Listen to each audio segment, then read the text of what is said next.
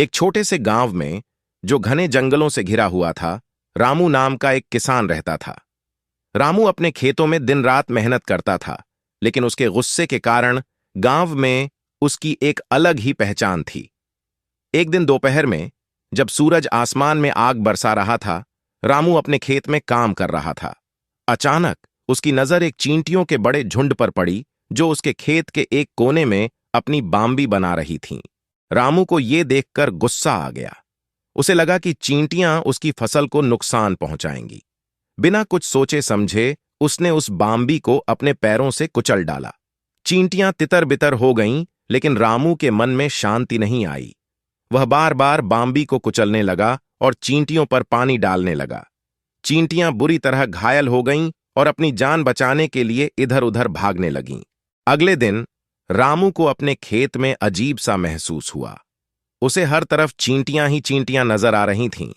वह जैसे ही काम करने के लिए आगे बढ़ता, चींटियां उसे काटने लगतीं। उसने कई बार कोशिश की, लेकिन चींटियां हर बार उसके पीछे पड़ जातीं।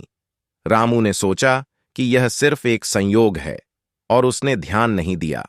लेकिन दिन प्रतिदिन चींटियों का आक्रमण बढ़ता ही जा रहा था।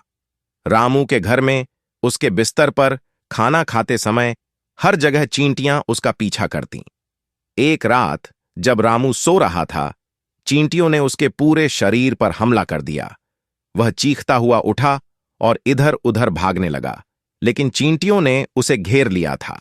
रामू को अचानक समझ में आ गया कि यह चींटियों का प्रतिशोध है। उसने उनकी बाम्बी को नष्ट करके उन्हें उकसाया था। उसकी हालत खराब होती जा रही थी और उसे लगा कि अब वह नहीं बचेगा। लेकिन तभी चींटियां अचानक रुक गईं, जैसे कि उन्होंने रामू को कोई चेतावनी दी हो। रामू ने तुरंत माफी मांगी और अपने किए पर पछताया। उसके मन में एक गहरी समझ आ गई थी, प्रकृति से छेड़छाड़ कभी भी अच्छे परिणाम नहीं देती। उस दिन के बाद से रामू ने न केवल चींटियों बल्कि हर जीव जंतु का सम्मान करना सीख लिया।